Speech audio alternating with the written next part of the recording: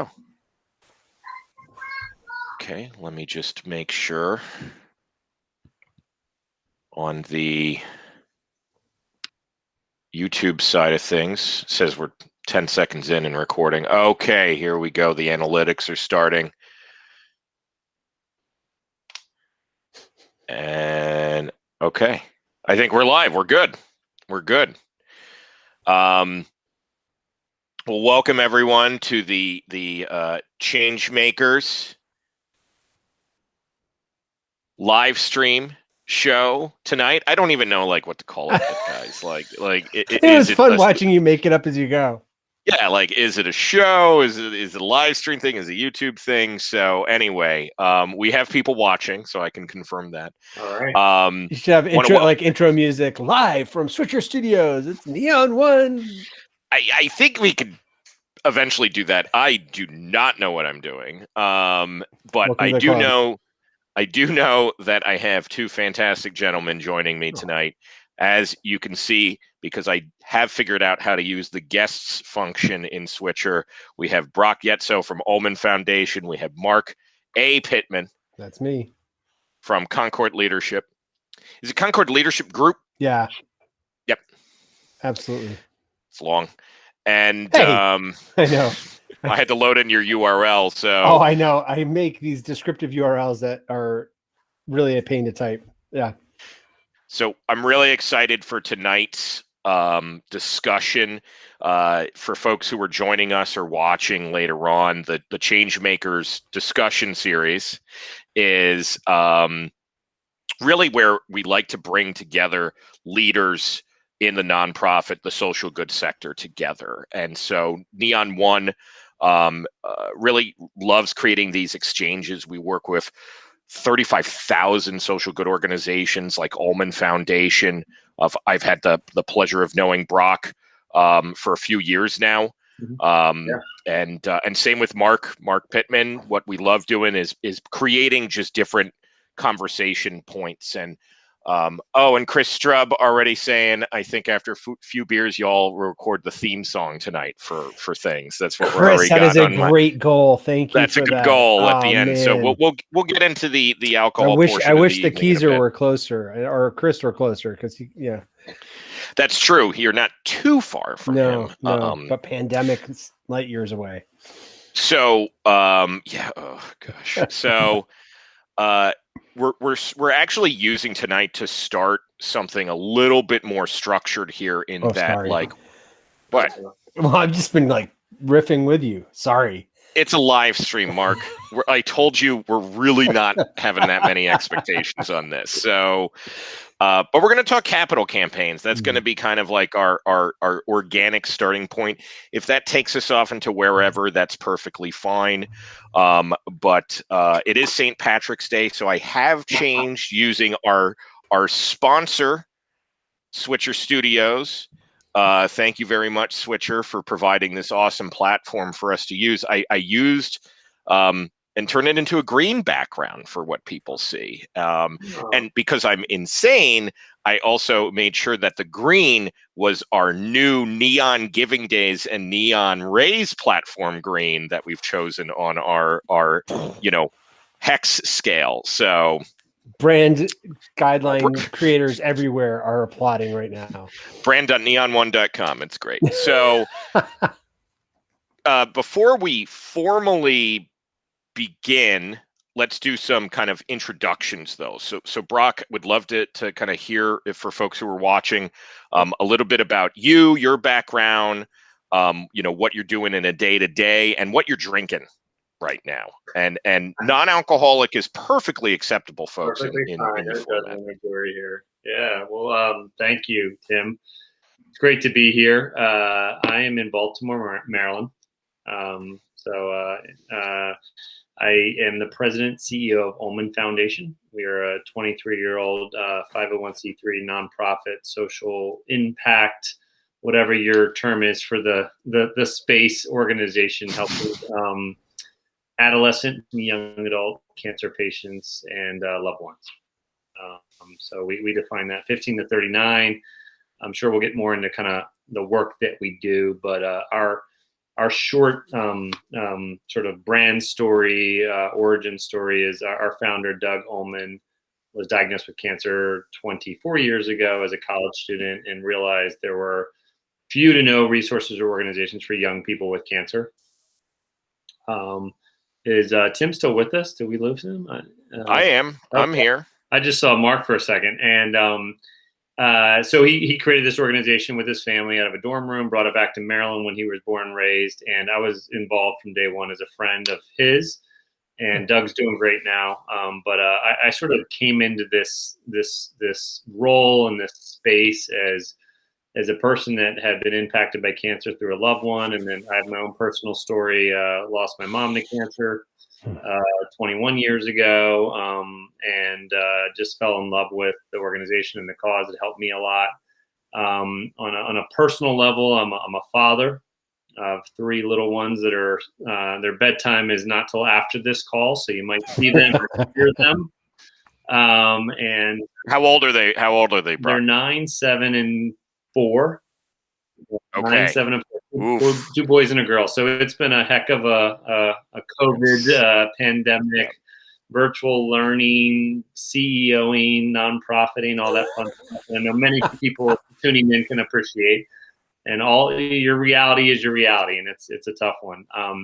But I do have a background in business. I studied economics at University of Virginia. Wahoo wah for anyone out there. Great team to pick in your March Madness bracket. Thank you. And then I got an MBA at Loyola University here in Baltimore. So good Jesuit value education. And really, I mean, I've been one of those people, and I can share my perspective and experience. Just a lot of what I've done and know has been learning on the job in the nonprofit sector and in Ullman. I've been here. I was the first paid employee. Been here 20 years. This April. Wow. So that's a little bit about me, a little bit about Ullman. I'm sure we'll get more into it, but it's great to be here. Great to be amongst good people like you and Mark. Well, thank you. And what are you drinking tonight?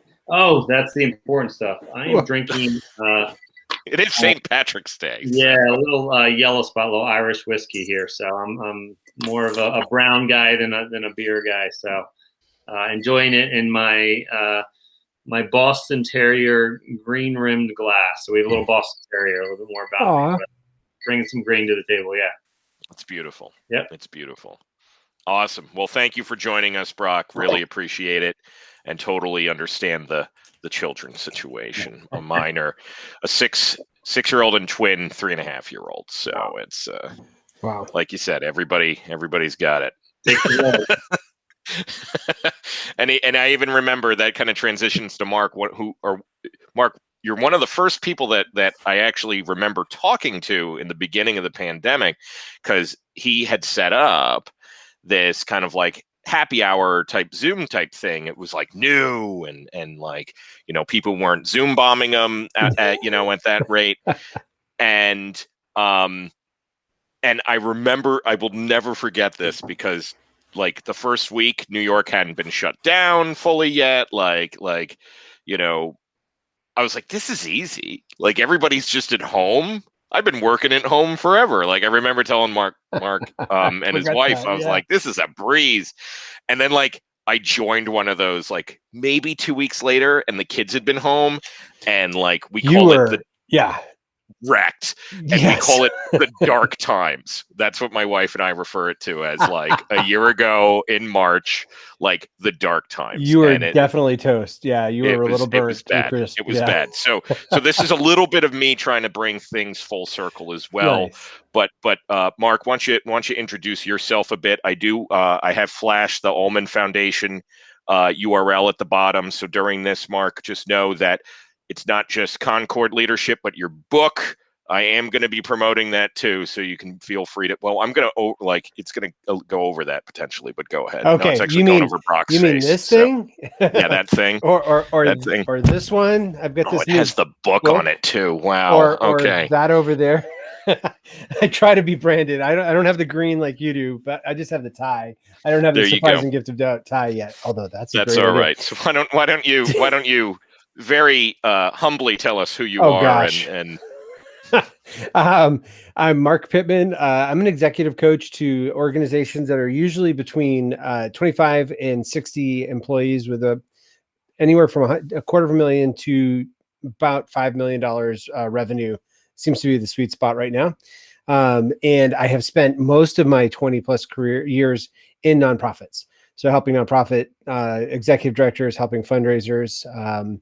The first book I wrote was Ask Without Fear. That sold over 20,000 copies so far. It only took me a decade to do that. So I'm hoping that this next book will go a little faster than that. But yeah, I love helping people. I love seeing the leaders that have had so much success that everybody expects them. They're just going to win. They're going to do great, whatever they do, but they themselves don't know how they're going to do it. I love working with those types of leaders and helping them kind of reinstill confidence in themselves and figure out how to navigate life without the support structure that we have growing up in our career. Because usually there's a boss or a manager or something else, but the higher you go, the more exposed you get because the less cover you get. So I love executive coaching training. Did you know about that? During this year that I got or last year, I guess I got my CSP. Did you hear about that? Okay. So yeah. Well, I want you for the crowd. Yeah. So CSP is the highest earned designation for professional speakers. It's you had to go over I had to go over my last 10 years of talks. I had to show that I did over 250 paid gigs, that I earned a certain amount, a livable income for 5 of those years from speaking alone. And that was just the first round. The second round was I had to give all updated contact information for everyone. And those of you who do the nonprofit speaking world stuff, it's all volunteer committees. It's not like there's an HR person sitting at a desk planning these year after year. But I had to get those because the NSA, National Speakers Association, spot checked and called them and said, did Mark really do this? Was this really the crowd size that he had? And then after that, I had to do a keynote that that other CSP members reviewed and saw to see if it was at the quality of a top speaker. So a lot of designations are kind of vanity ones or ones that just make you personally feel good. This is one I feel like it made me work to get it. So I'm super proud to have it. That's a big one. Yeah. That's a big one. I'm really happy that you're joining us for free tonight. and that wait, this is free? This is right. Sorry. I'll ship you the beer. And what are you drinking tonight, actually? And I'm a home brewer. So this is out of my own Fungi Brewing home brewery. This is a black IPA. I figured I'm Irish descent. So I was making an IPA and the homebrew store messed up the grain. And so he gave me a charred grain or a chocolatey grain, which was actually better. Then he redid it. So I have the other IPA on another tap, but this dark IPA is so good. It's got this roastiness and it's all Simcoe hops, which is nice and piney and. No, it's not a Cascadian dark ale. No, but I've got Cascade hops growing in the garden now. My neighbor across the street is a GE engineer who happens to do everything well, including home brewing, and he's been growing his own hops for years. And every year he'd say, "Do you want some rhizomes?" It's like this rhizome pusher. You want some rhizomes? You want some rhizomes? So we finally have some growing in the backyard now. I will say, and then we got a great comment from the chat. But like Mark, it is one of my dreams to somehow, I don't know how I'm going to do it, but there's going to be like some crowdsourced neon beer and that'd be awesome. Like either from like partners or just interested home brewers, not Very Brock. cool. Unfortunately, Brock, we'll do the moonshine or something that for you, but just something that brings the community together around that. And then like I've done enough beer fundraising that I'm like, I could do something here. I can figure something out here. So I would love to do a bourbon too. So if I'm in on that Brock part too. I am liquor, there's something good about that too. So we're good. I'll endorse both. So I will the comment, by the way, Mark, from Chris Drubb, our friend. Mark's website is one of the best consultant sites out there, and I met him 3 years ago tomorrow. Was it 3 years ago, Chris? That's crazy. We were at this really cool local pub, brew pub, and I remember sitting there remember getting his book about all that was the first book, I think, correct me if I'm wrong, Chris, but about going to all the different locations and all the different states and all the 50 days states in here. 100 days. Yeah. Yeah. So this is very cool. This is the partner. How do you crowdsource a beer? Okay, so enough. I'm going to pay attention to our guests now instead. Well, of I've got the chat up now, so I'll be distracted too, which is good. It's a good thing. It's interactive. This is a lot. Yeah. So me, I'm Tim Sarantonio, Neon One. That's all I'm going to go into for that. So people are so sick of hearing about who I am. So the two beers that I have as options here, I had a third, but my wife is like, I want that. So I'm like, I am going to give it to you, because I was like, I actually did have a moment where I was like, but I took a picture and I told people that I would like ask them on the live stream, and I'm like, you're an idiot. Just like give her the beer. And she's your wife. She's my wife. I totally get that though. So I will say that, Mark, you said Heron Go Bra. Brock, you're not a beer guy. Just from an aesthetic standpoint, what do you think? Perhaps. Well, we're not. We're just seeing your face on our side. So. Oh, you don't even see. You don't even see this. I'm seeing the beers. I feel like. Oh, you are seeing the beers. Okay. I am. Yeah. I mean, I feel like the Heron Go Bra. I mean, that looks local, right? I mean, it is local. This is local. I'm going to go local. This is upstate New York in Bolton Landing. It's Bolton Landing. It's beautiful. Interesting fact: Guinness Brewery. There's one in Baltimore, Maryland. Opened years ago. There is. So let's. The first brewery outside of Ireland, or outside of Ireland in the United States. It is, and it's like a full out. Yeah, Guinness Storehouse. I was trying to, because there was. So cool. Oh gosh, was AFP gonna be in? That sounds right. Baltimore in 2020. Am I remembering that right? Maybe. I think that's right. That's what. Yeah. Again, pandemic brain. It was going to be Baltimore, right? Yeah, it was going to be Baltimore, and I had all these plans of like, there's the Guinness place. Yeah, Guinness. Oh, sorry. Storehouse. I was trying to. You and the other. Now you're messing up the audio. Yeah. Sorry about that. Sorry, rookie mistake. I'm going to look at the chat. So, yeah. So our engagement rates are plummeting. So okay. So okay. Let's talk a little bit about Baltimore. In terms of, we're going to transition into the topic that I want to talk about, and I want to start with you, Brock, because I remember when the Ullman House initiative was announced. It sounds like the idea came, so it went the ground. Like, tell us about the timeline of this decision, because I know that it came about in 2019, was officially open. It looks beautiful, but like, you don't just, there's a lot of steps to get there. And so walk us through timeline a little bit, in terms of like, first of all, what is the Ullman House? So people understand what we're kind of talking about in terms of the actual mission that you're doing. And then how did you get there a little bit, if you don't mind? Sure. Yeah. Well, as sort of Mark alluded to, I mean, it took 10 years to sell 20,000 copies. Yeah. Yeah. So things don't happen overnight in selling books or raising money or building homes. But it was 2015. So we're now 6 years post. Basically, the idea was born. And I would say it was an idea that, really dated back even 10 years prior to that. The organization has been working in the hospital, meeting with young cancer patients for many, many years. And all of our programs and our mission has been dictated by sort of the needs of our community. And so when something, popped up that a young adult needed this, we would create a program or a project that would serve that. And so housing continued to be a need that emerged over and over, I would say from, 2010 to 15. And so if you're not familiar with adolescent young adult cancer, you're probably familiar with like a Ronald McDonald House, right? Sure. Global brand. Kids get cancer. It's terrible. And there's a lot of housing out there for pediatric cancer and pediatric illnesses.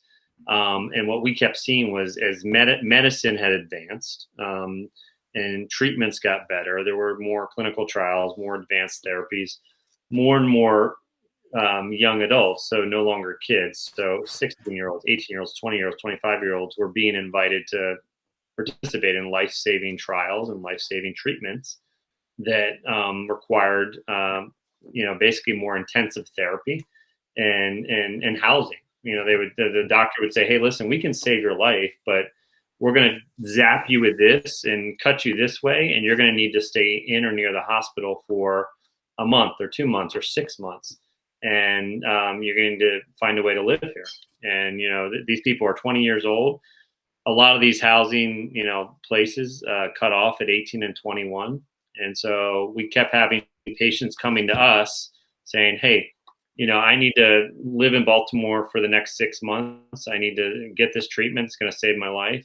And I can't afford a hotel, and I can't stay at, the houses that exist out there in hospitality industry. And so we just started, basically launched into this exploratory process to say, what if we tried to solve this problem? And so that's sort of the origins of the project and the idea. And, there's so many obstacles, the real estate, you got to get real estate to do it. You got to raise the money, you got to get the buy-in from your board, you got to get the will of your staff, you got to get the feasibility that you can actually, start the project and finish it. So that was the beginning of it. And that was in 2015, all the way to, basically raising the capital, finding the property, renovating the property, and opening the facility in 2019. And now, 2021, we celebrated our second year of operations, have hosted families from 15 different states, provided over 6,000 nights of free lodging, saved families. I think we just surpassed $1 million in lodging associated costs. And I could go on and on, but I won't bore you with that. But that's sort of that is not boring at all. A short version of the story. But it's been a fun pivot of sort of our when pivot was cool to talk about, pivot of our mission pre-COVID. Housing, we'd never done capital. We'd never provided housing. We were pretty much programming and services for patients and families. And it was a big change of mission for us, but it's been really rewarding for the organization and to see the impact on our community. That's awesome. That's awesome. And it's been all smooth sailing. For kind of your super easy. I mean, everything works together. We've had active shooters, bed bugs. We've had it all. But goodness, wow. Really? Yeah. I mean, the housing space it's an awesome space, but it's like your house, my house. Like we have challenges, and so I share those in jest. But yeah, it has not been smooth sailing, as you know, Mark. That's why people like yourself are highly coveted. It's been an uphill battle. Baltimore is a great city, but it's a developing city. So we've had to immerse ourselves in the communities that weren't necessarily familiar with the kind of work we did, and it's been a fun journey, but it's been definitely a challenge. So, Mark, I want to hear your kind of thoughts on that, because you've worked with so many leaders. Kind of what are because your work is so good at listening and even picking up these nuances of the pain points that people just naturally are talking about. So when you heard that story, what kind of jumped out at you? Well, just the way that in retrospect, Brock just makes it look like it was sort of, there were some bumps in the road, but we got it together, and it took a long time, but it really didn't. 4 years is really, that's quick. That's institutionally quick. Yeah. And so to find a property, renovate a property, there's change orders, there's vision, capital campaigns is where I camped most of my time in fundraising, was capital campaigns and major gifts. And so everybody has an idea of what should be there. People are quick to point out what isn't there after it's already done. We were working on a boarding school campus, and we had new buildings go up, and lots of people saw the plans, but nobody noticed that there were no closets in the faculty housing in the new buildings. at all. Little things that are actually really important when you want people to stay in the space. So, but also I think it's amazing how you guys responded to a need and you addressed it and apparently told a story that was compelling enough for people to pitch in. Sounds like, right, Brock? Yeah, I mean, in all my years of fundraising, capital has been the most fun, right? Because we can all relate, right? It's like people want to support something that they get. Everyone needs and wants a home. Not everyone has one. So when you hear that people don't have a home, yeah, I'd love to give my money to support that versus a program or overhead or a person. So it's been a lot of fun. And do you think that from even just kind of an intellectual standpoint or even philosophical standpoint that capital is easier to articulate because there's something like tactile that like I'm going to be able to walk into this or I can touch this and people respond to that better versus just kind of like we're going to help people with cancer, right? Well, like is this a rhetorical question or are you asking me or Brock? I'm kind of because I'm trying not to jump out of my skin. I know that, and I'm using maybe cancer to first start with Brock, but for you, maybe you can jump. This is more like in general. Is it somehow that mission is more impactful if there is a physical element to your appeal? I guess that's the question. Are like capital campaigns somehow more effective than other types of campaigns? Now, obviously, we can look at data, but I'm talking more intellectually and from a feeling standpoint. Like just hearing you, and I hadn't even thought. Again, this is organic, folks. I'm not planning any of these questions, so it's like that's what jumped out at me on like out of this. I didn't even think I would think of that, but like hearing you say that though, it's like, huh, Mark, I'm going to start with you on that one because you seem like you have no. Okay. So where it's easier, I think where it's easier is so much of our relationship with money is wrapped around transactions. I go to the store, I give money, and I get something physical back. And we devalue the emotional transaction and the values transaction that's happening when we ask somebody to give money to a cause.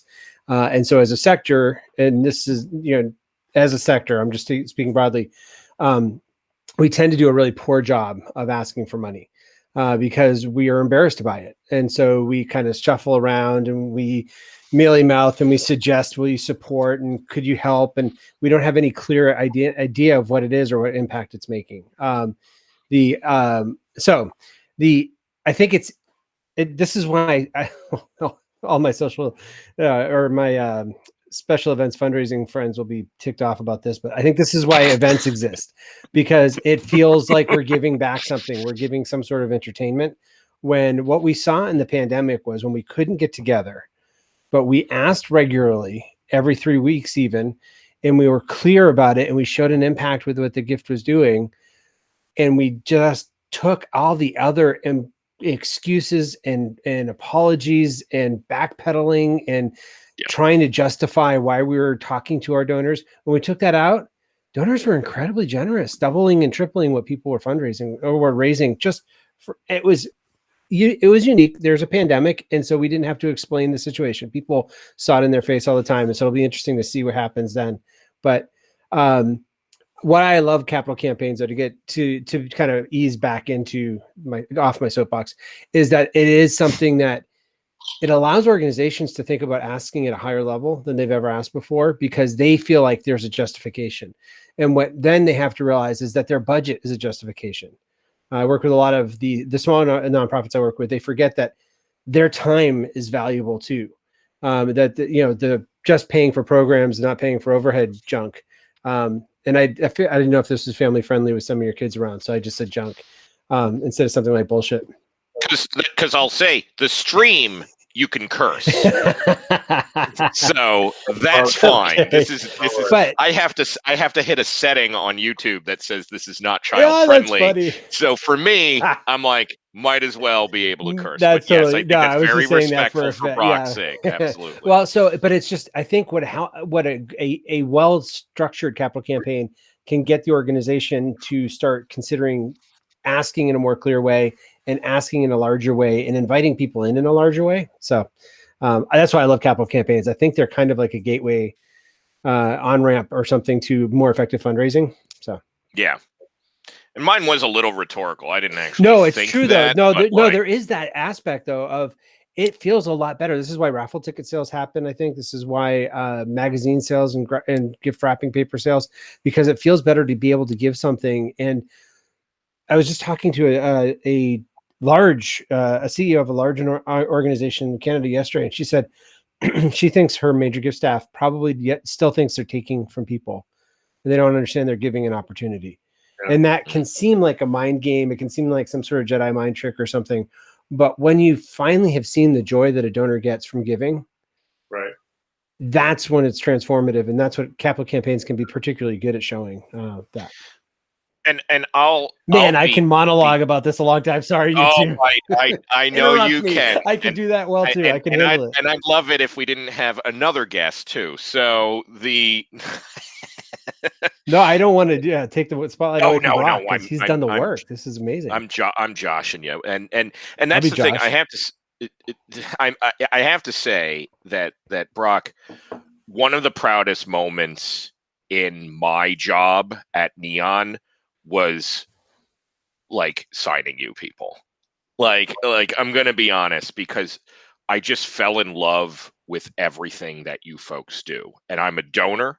Yeah. You know, and not a big one. I got to work on that. Like me, you know, like I am running partnerships and somehow running our interview series. So we got to work on stuff there. But like, I just fell in love with your mission, and it was because you all articulated things so clearly and in such an important way. And it also resonated with me because I lost my sister-in-law to breast cancer when she was young. Like my wife and I are now past the age that she had lived to. And so, you know, that's why it was like so lovely that you've put your trust in us for all this time. But you also have a lot of fun stuff for people to do too. Like, so why don't you talk a bit about that in terms of the dichotomy of like energizing people around a capital campaign versus like your 4K for cancer and like all these other types of events. Well, and your website is smiley faces and views. It's so good. Great. Yeah.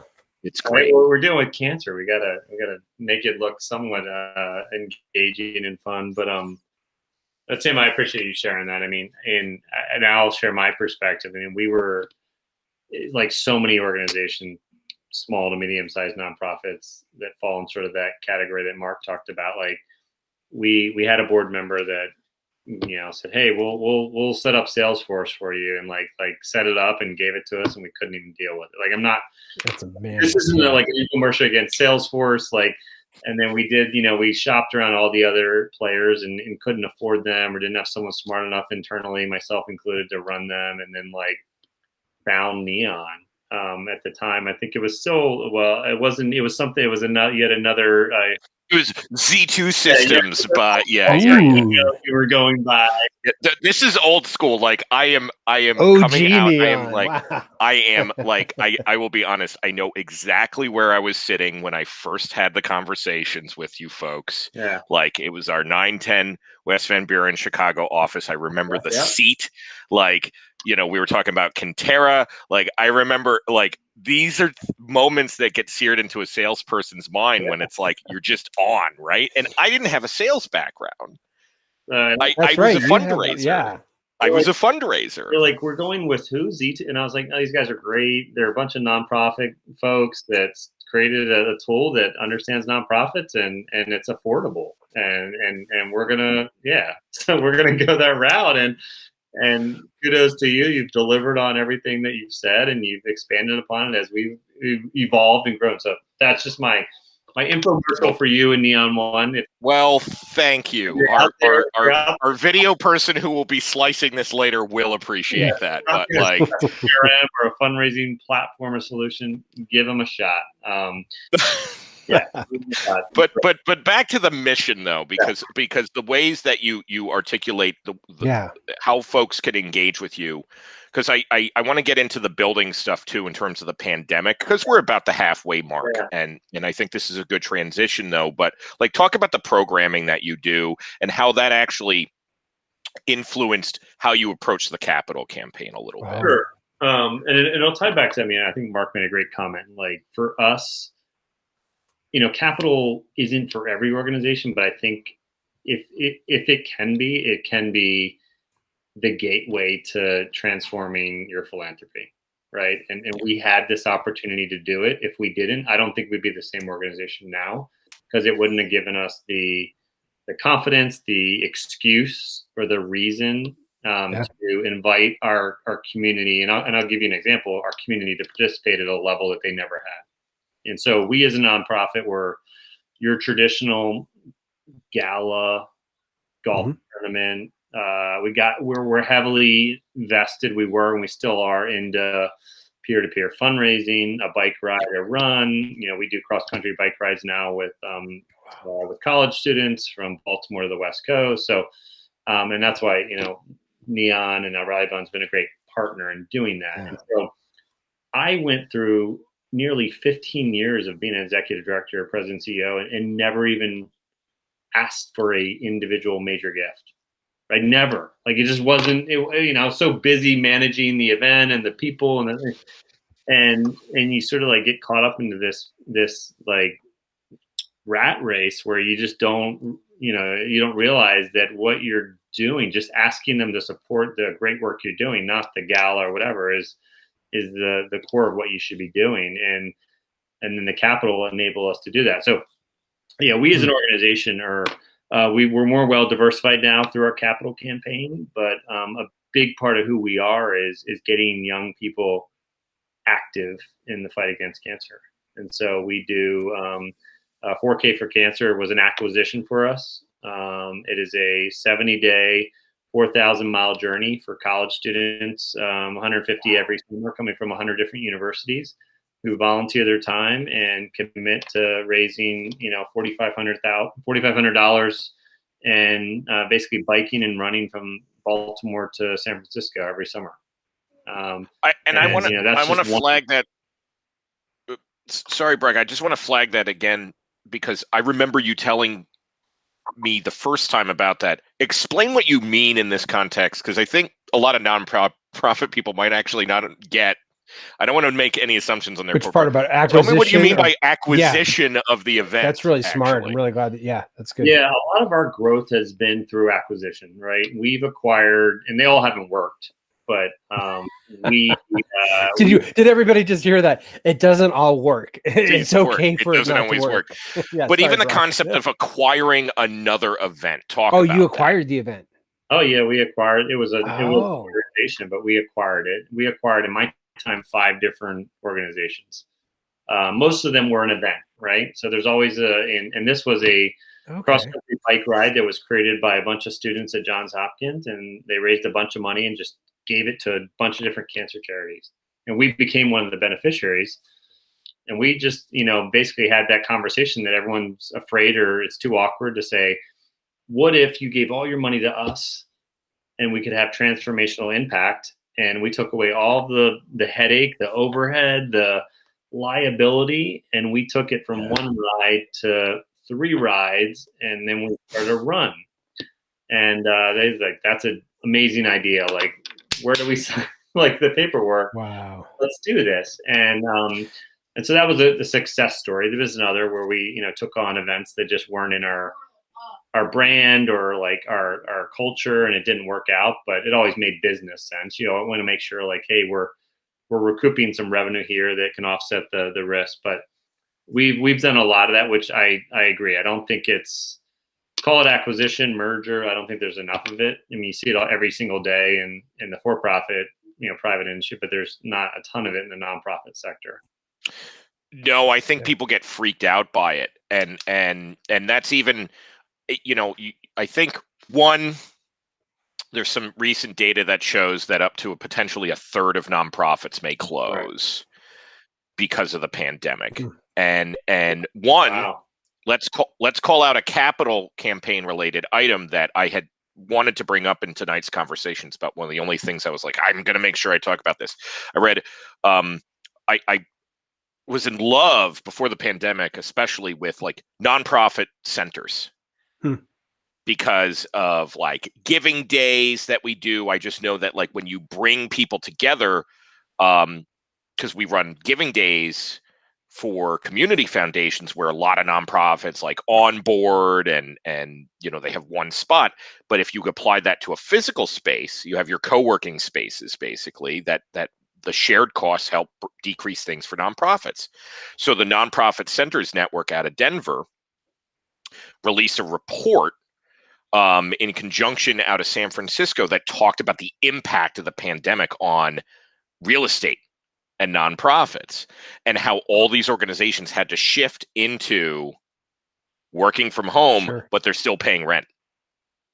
Yeah. And so, Brock, I obviously want to hear what your experience has been, but Mark, kind of when you hear that type of situation, how have leaders that you've talked to, maybe it's not that specific stress point, but how have people that you've been working with handled the stress of ongoing expenses or changes in culture that you've seen over the past year? I think it's like what has been effective versus not in terms of wow. leaders. Let's talk about the leaders. Yeah. I don't want to talk about the you know, I think it's important to talk about the individual staff, but how have leaders responded best? I think, okay, well, see, you keep qualifying, you keep moving the goalposts to the question. What I was going to say is, I think people, it brought to the foreground the bad things that were already going on, and it just exemplified them.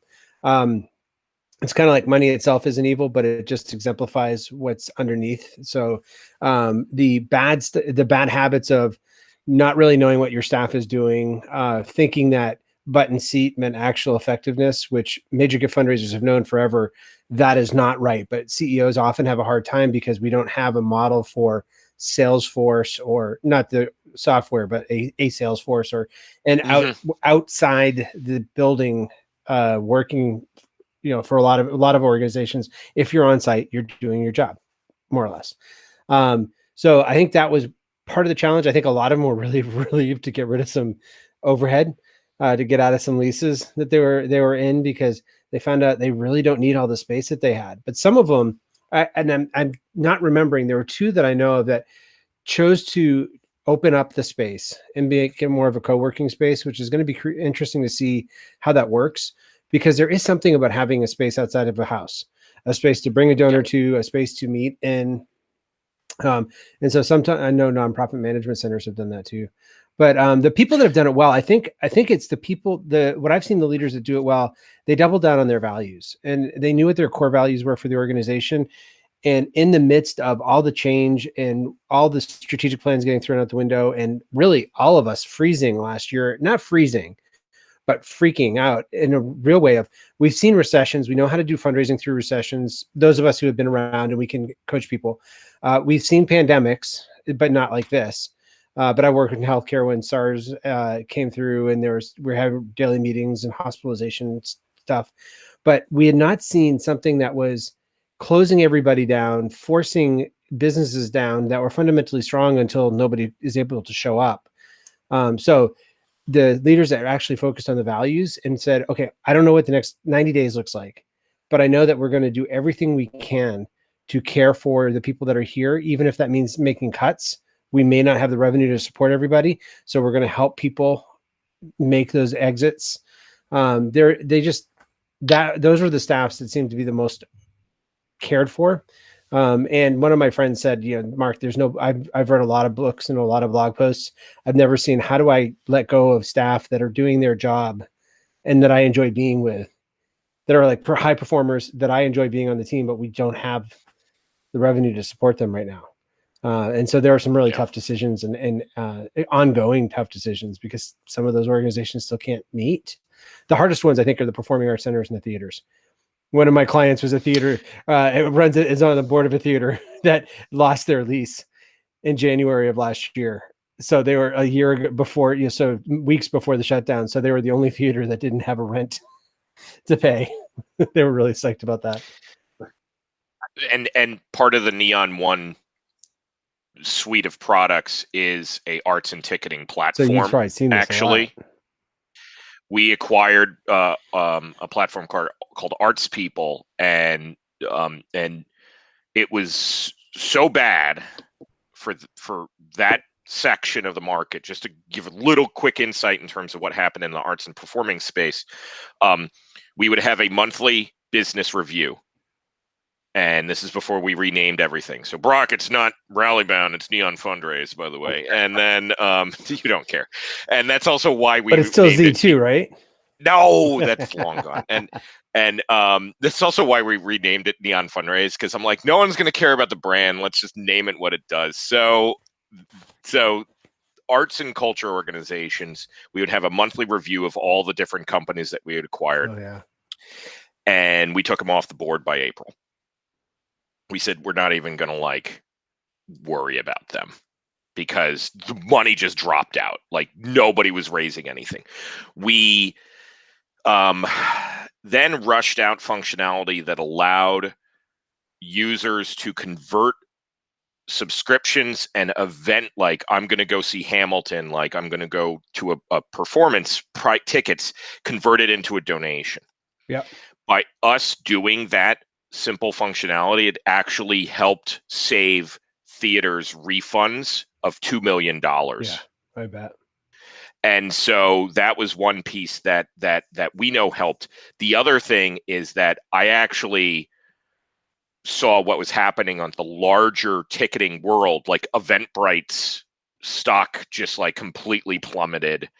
Brown paper tickets outright had to pay Pete. What does it take from Peter to pay Paul? Rob Peter to pay type Paul, situation. Yeah. So that company, go Google it if you're interested, because basically they need to pay out $9 million that they took from people. Wow. Because speakers they had bureaus all these were like that. Speakers bureaus are holding money for gigs that were already paid for, but ended up not happening. Once they dropped out, and the speakers were left without any. Yeah. So one of the things with that, though, and Brock, I'd be interested in how you did this, is how one of the things I saw was Veritas Group was working with some major gift folks in Symphony in Indianapolis. They ended up raising more money with no season because they buckled down on talking to donors and connecting with donors. And so there was this counterintuitive thing that happened with a lot of the organizations we work with where they actually raised more money. Yeah. But it was because I had one fundraiser saying, I'm finally doing my job. I don't have a lot of internal meetings. I'm not getting sucked away from things, and I get to talk to donors. And I'm sincerely interested in how they're doing, and they sincerely ask how we're doing. So how did you guys, I don't know what your fundraising was like. Was it a rough year? Were you able to make better connections? Yeah, because cancer doesn't care about pandemics, I don't think. It doesn't, no. So we're still relevant. Cancer patients, their life is more complicated with it, so we can. That's been, if you're in the arts, I think that's just the reality of if your cause can remain relevant in the pandemic, then that has benefited or not is enabled you to continue to fundraise at the same level or better. But I agree with you. I would say we did an okay job. We're heavily or moderately invested in peer-to-peer fundraising. And so that's the whole channel, right? You have people that are, it's activity based. So you can ask a donor to give, but someone that's signed on to do a cross-country bike ride, it's really hard to replicate that. You can go virtual, you can do that. And they're raising money on your behalf. And so that's been the, and right now we're experiencing it. We have cross-country bike rides and galas and those things. There's only so much you can do virtual. Mm-hmm. And you're leaning on people in your community to raise money for you. And there's only so much will they have to do it on your behalf in a pandemic when they can't gather or can't do the experience they signed on to do. So I 110% agree with you. Leading through the pandemic, just the value. I mean, we leaned heavily on just doing the right thing for our people. And I think the other thing that we learned is in the fundraising front is what makes business sense or on the fundraising side, not necessarily was the right answer during the pandemic, right? And so if someone raised X amount of dollars to do something, like their contract or the business decision might be like, sorry, it didn't happen. Like contractually, like there's no marathon. You know, you need to, if you want to do it again next year, you got to raise another whatever. Yeah. That's just not the right thing to do. And so we were forced, and we dragged our feet. It was really challenging. We made a lot of tough decisions that didn't make the right business sense, but it made the right, like, it just was humanly the right thing to do during the pandemic. Interesting. And we actually, one of the ones that Ullman Foundation led on was an initiative called Move Maryland that we heavily spotlighted in a recent report called Finding Your Power Fundraisers. So we analyzed over $37 million in pandemic driven peer-to-peer campaigns, about 10,000 different campaigns from individual fundraisers. And we looked at the fundraiser, because if you just look at the campaign data, you're not going to actually get the story. You want to know what the person is doing that actually excites them. And one of the things that I was so grateful from the Ullman Foundation team is that they tried this initiative that actually was like, we know peer-to-peer, we do it pretty well. Let's try to help out our fellow folks in Baltimore and get them to do peer-to-peer. And we're going to have this big event and we're going to get people involved. And the case study that we had with them was, and it kind of worked. And they were vulnerable enough, and I appreciated that you folks were vulnerable enough to say, like, this didn't. And I even talked with Katie on the Ullman team. I was like, I want you to be honest. Yeah. Because if people don't know that, like, if it's just sunshine and roses even during a pandemic, then we're going to make the same mistakes over again. And so check out the report. Yeah. At Okay. neon1.com under our resource guides. You can download it for free. It's a really good, it's a 23-page report. But collaborate, right? Which you should. Not in fundraising. That sounds like there's a story there. There's a big story that it's a bit, and even like I asked for 400 words. There's so much behind the scenes that went into it, that event. But it sounds so right to collaborate, but it makes the story so much harder to communicate. It does. Hard. Yep. But it was fun. Well, okay, so and I know we're actually coming up to our hour. Well, I have a question for Brock, if I may. Yeah, go ahead. But Mark, it's your show. So I didn't know that. Wow, it's cool. The tie is untied, so this is Mark After Dark now. Mark After Dark. That was the Twitter handle. I think I am. I mean, I am. Oh man, I wish you could. Yeah, my bourbon right now is with a friend of mine who does bourbon runs, and it's at her house, so it's not here. Brock, was there a culture shift? Was it hard to present happy people on your site? Because I know that there's, as a person who works with CEOs and works with fundraisers programs, people often feel like they're getting the short end of the stick with stories, or people aren't taking things seriously when we're trying to communicate it in a donor dialect. So was there pushback from program people, or was it that's what they were seeing too, the joy and the life? No, we have I credit to our team, and we have folks that are working in the hospital every single day with patients. We have folks in the house, and they have a true appreciation that, you know, the story of our community is what, you know, helps us continue to thrive as an organization. And we don't share. I mean, we don't always share smiles. I mean, there's a lot of tears, and we try to be as authentic as possible. But our brand, our approach to our work is one of hope and optimism and positivity. So that's probably what you see. There are other organizations we work with in our community that have a different approach to it. Not bad, just different. I mean, sarcastic or one of. Oh yeah, I know some sarcastic cancer groups. Yeah. Yeah, that's just who we are as a brand, and I think that's critical. I mean, storytelling.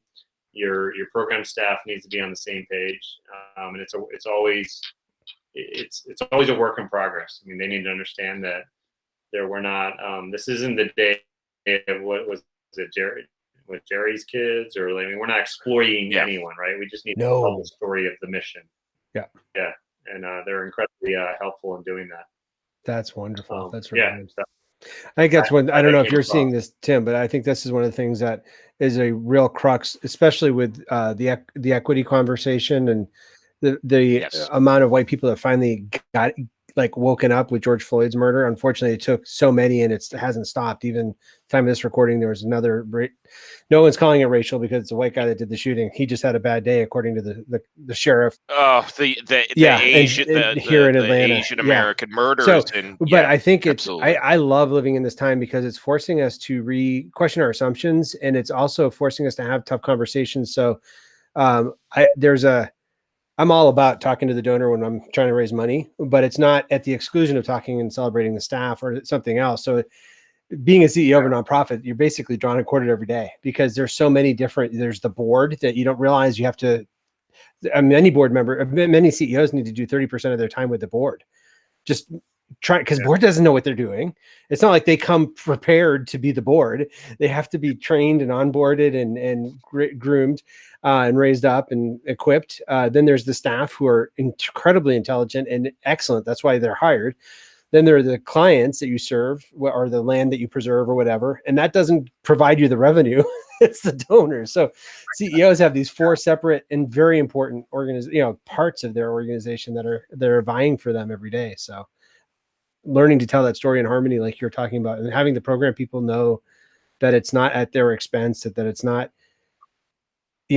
by connecting the donor to the impact doesn't mean that we're cutting out the nonprofit staff at all. It means that we get to celebrate them in different ways. Yeah. Well, I learned the term parking lot party because of all. Interesting. Tell me more. Actually, the parking lot party with the from an Owen House. Yeah. Oh, okay. Yeah, we have some parking lot parties for. I don't know if that's what you're referring to. I mean, we at Ullman House, we celebrate folks when they graduate from the house, and when COVID, we can't ring bells and we can't do anything, so we would have these parties in the parking lot, drive-bys. Wow. Drive-by in Baltimore, that could mean something else. I know. I was a little concerned about what from what I've heard. Shit. Yeah. We do drive-bys with a lot of smiles and tears. Oh, wow. That's wonderful. But yeah, I mean, it's great for the donor, but it's great for our team. Like, that's what keeps me coming back. It keeps them coming back. I mean, they see and feel. I always tell them the minute we're so far separated from the actual work we're doing, then we're either disconnected or we're too big. Interesting. Yeah, because that can happen too. Yeah, that can happen. Well, one of the things that we like to do is for our guests that are leaders at their organizations, we try to give a little bit back. So, Mark, we communicated about this earlier. This is yours. What are we going to do for Brock? Oh, nice. Advanced copy. It comes out Tuesday, the 23rd. So, yeah, I will sign it and send it to you. I just need to get your address, but thank you so much. And we'll work that out after. He even was like, "Am I supposed to get this to him?" Yeah, after our test, I was like, "I got to get this in the mail to Brock because the mail is slow right now. It's not going to get there."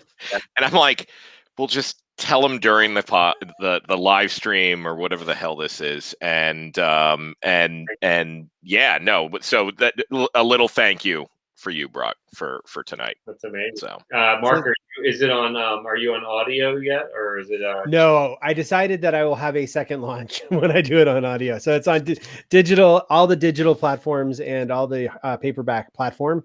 But it'll be audio probably in 6 months or 8 months. It's my 8th book, but my first business book. So this is for CEOs, for leaders that.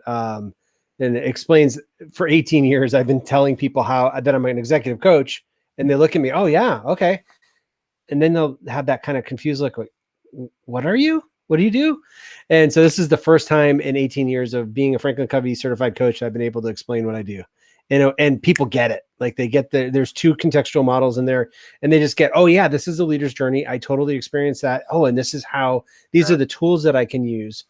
It's not it doesn't have to be a sequential, I have to do this, then this, then this. It's I can just pick into the toolbox and choose the ones I want to use. So can I ask a question, Tim? I know we're running out of time here.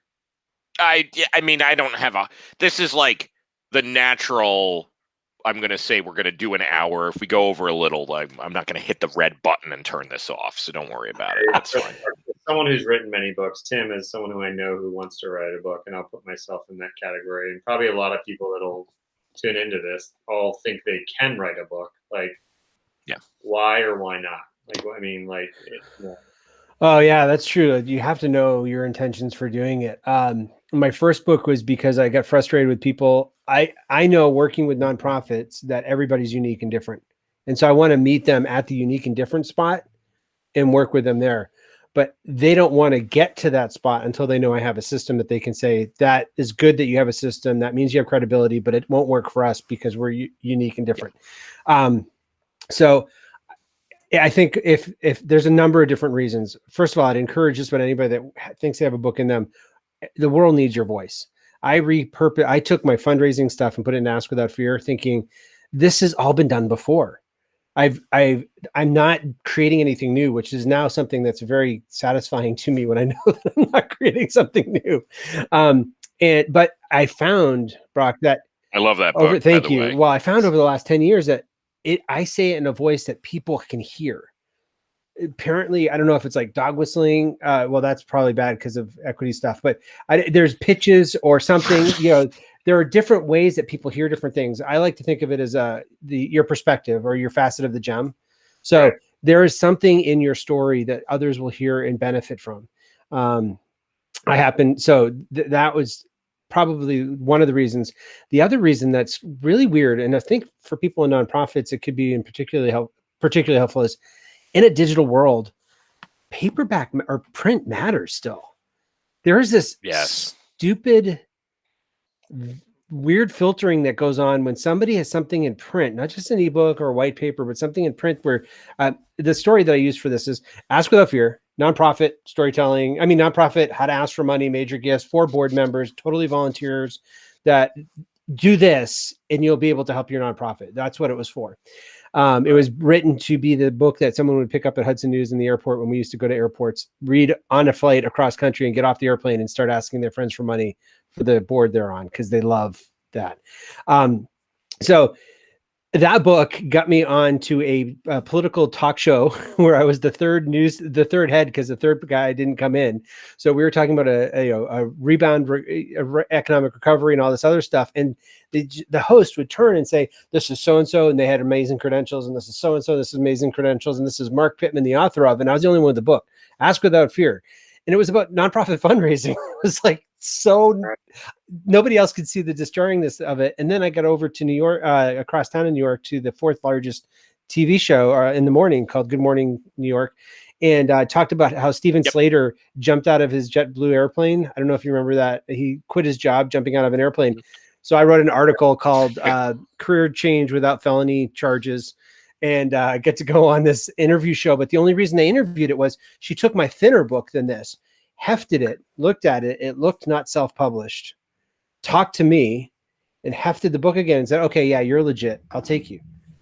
I mean, it could have been a cookbook. It could have been a checklist, a book of checklists or something. It's weird. So I would say if their credibility is there, most of us in nonprofits are excellent and beyond what our boards and others understand. And this is a commodity that they understand. But it's a pain in the neck. And writing the book is only 30% of the way through. It's kind of like choosing a software provider. The other 60% is actually implementing it and putting your stuff in. This is the first book where I have the editing team that I wanted. The other books, I'm a ready, fire, aim guy. So I published stuff and then looked at it and realized, oh, well, how do I reframe this to be a positive? Because this isn't the way I intended it. This is the first book where I don't feel like I have to do that because the publishers that I work with, Page 2, are it took 8 books for me to find them, basically. It's funny that Brock, you should even bring that up because it's not like I'm okay. Let me think about how to talk about this. And it's not bad. It's just like, so out of left field that I had to think about it. So my father's an author, actually. Oh, cool. Like 50 books published author. Whoa. Al Sarantonio, if you Google him, he has his own Wikipedia page. Like, he edited Stephen King. He edited, he did something with Neil Gaiman. Yeah, look at that. Like, comes right he up. was, That's amazing. yeah, he was Ray Bradbury's editor. Like, he is a prolific sci-fi and Western and Wow. horror writer.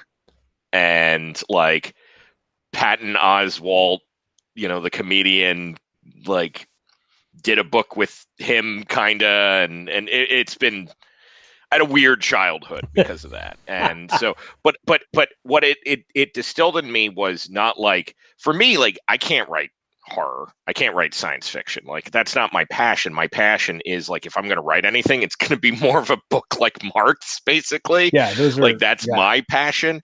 But the thing that did get distilled in me, which is hilarious, because even he today is like, I love my Kindle. And I'm like, I don't want,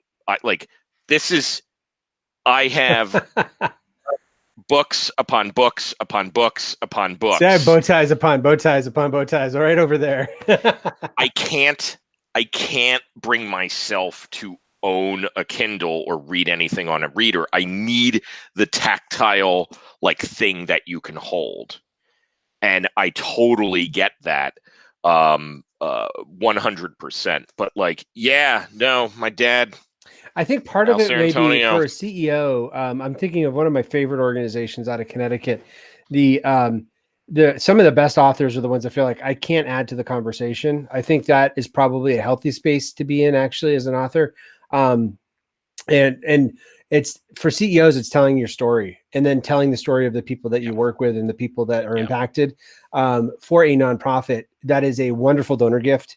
Here's a signed copy. People still love signed copies. In fact, to the point where the pre-order, I got stickers of my title page made so that I could sign them if they have a pre-order. Like, I'll personally sign to them, and so they can still get it. But it can be a great donor appreciation gift, and it can be a great media outlets need to fill time, and books are a way that vets people to fill the time. So if you have a book as a CEO, hey, this is so-and-so, and he's the author of da-da-da, or she's the author of, there's something in our culture still that values that. So, interesting question for you, Brock, because you're with the Ullman Foundation that has Doug's story as its genesis, but you've been there so long, you have your own identity as a leader. Like, does that, like, where do you think that fits in terms of if you wanted to tell your own story? Because your story is one that I'd love to hear, actually. Sounds like I need to talk to Mark's publishing company.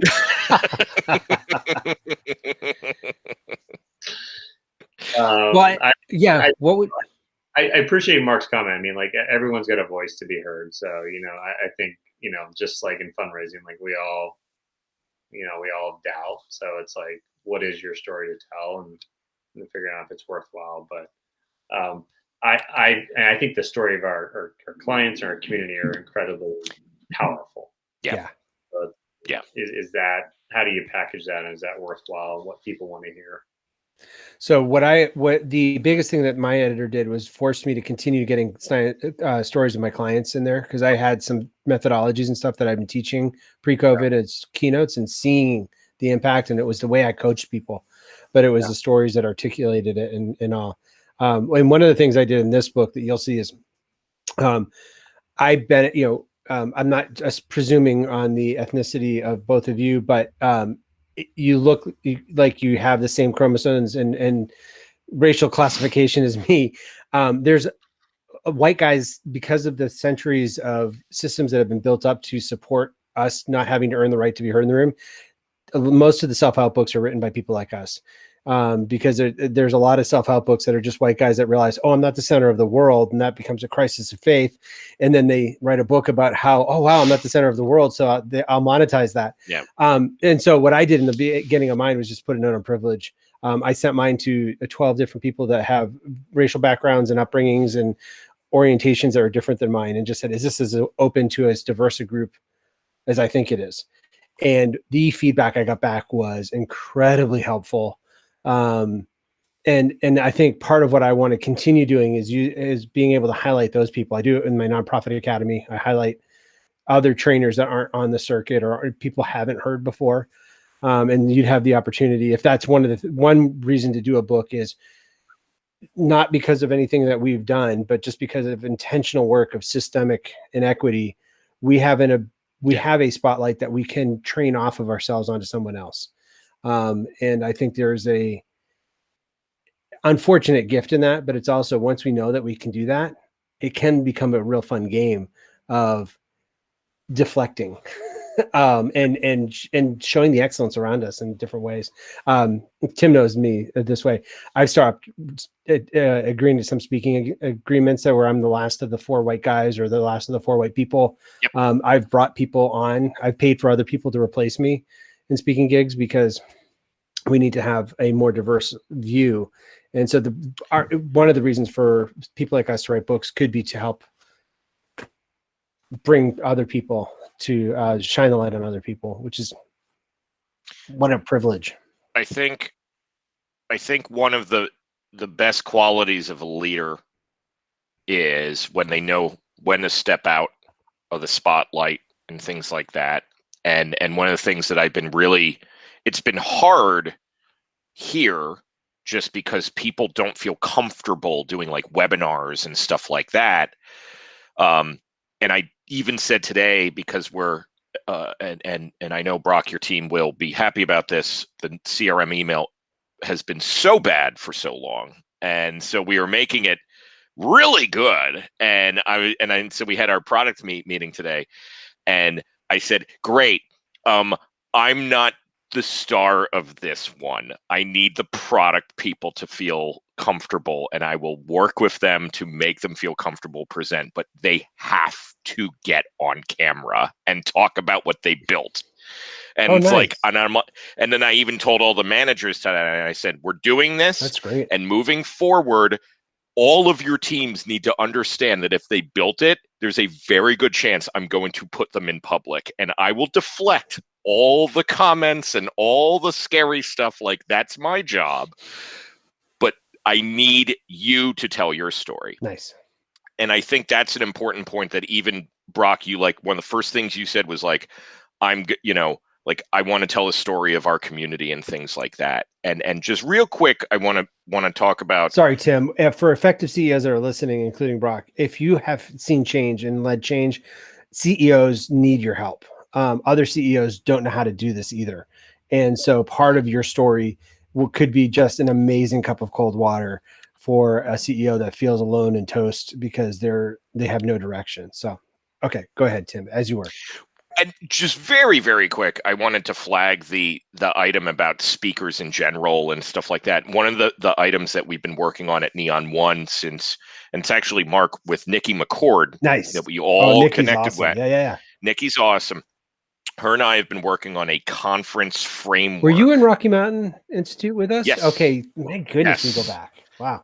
I know, we go back. And so we're working on a conference framework for diversity, equity, and inclusion to ensure that conference organizers know here are the 10 items that you should be thinking about when planning your speaking engagements for people. And so been really excited to kind of debut this. We're going to kind of soft launch it around our first virtual conference in June. Nice. Generosity Exchange is in August. I'm going to hire on retainer to basically help plan that and implement the framework. And one of the things that is important, we joked about this earlier, Mark, but yes, you're going to get paid if you come to our conferences. Well, and it's tough because that's not necessarily been the model, but it's yeah.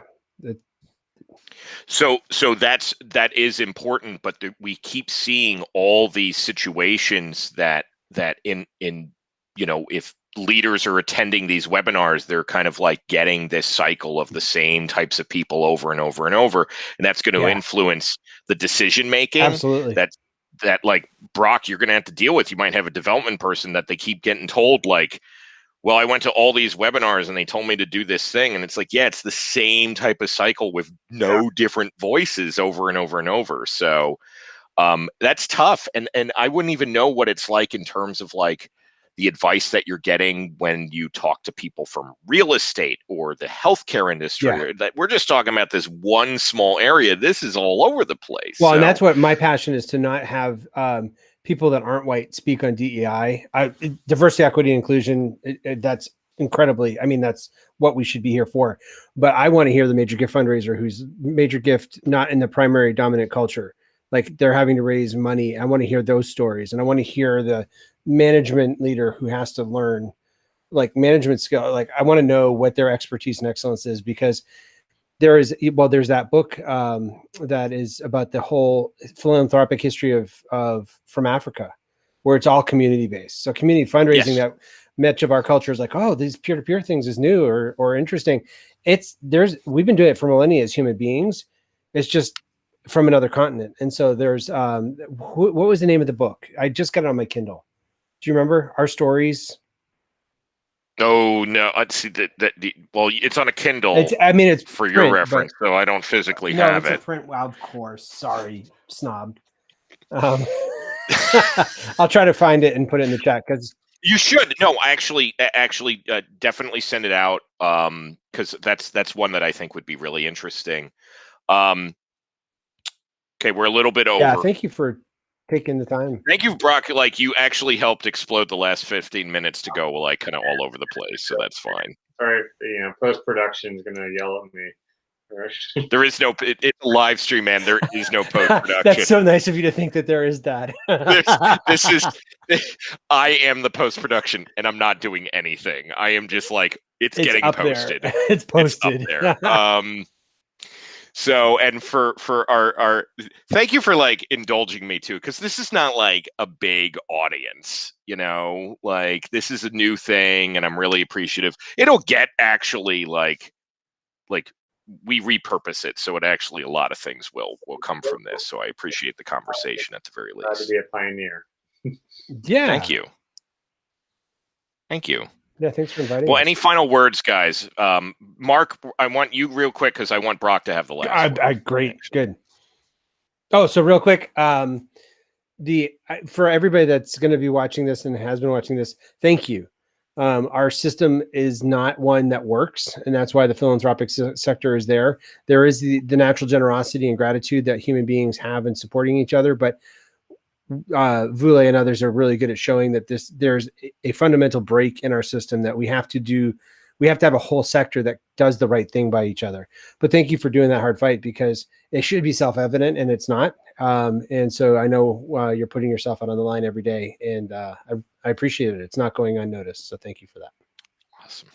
That's great. Brock, any final thoughts? Yeah, I will say, now more than ever, which is such a phrase right now, but now more than ever, our social impact sector is like keeping our community, our country like afloat, right? And so thank you for people of all walks of life that are subscribing and living that life, whatever it be. I'm in cancer, but there's folks that are running into burning buildings and doing incredible work for very little pay. Yep. Thank you for doing that. And then my last thing is like, you're not alone, right? I've been doing this for 20 years and I'm still afraid to ask for money. I still lose sleep at night that we're going to not make payroll. Like, you are not alone. Yes. And that's the story that I want to tell. Because, my wife always asks me, well, how are you going out of business? So you're not alone out there, whether you're a program director, a development director, an executive director, CEO, it's a lonely industry, but we do it because it's incredibly rewarding. That's awesome. Yeah. Awesome. Well, thank you so much, folks, for joining tonight. I am excited for just a little plug for next month, because I did lock it down earlier today. We're going to be, so April's theme is volunteers. And so I'm going to be joined by our CEO of Neon One, Michael Farb, who is on the board of Build, actually, and then also Sinetra Freeman from the Mississippi Center for Reentry. And so what they focus on is recently folks who've been incarcerated and then are looking to quote unquote rejoin society, and so they're just really fighting for their rights. They're fighting for their ability to get jobs, get benefits, all this stuff. She's amazing.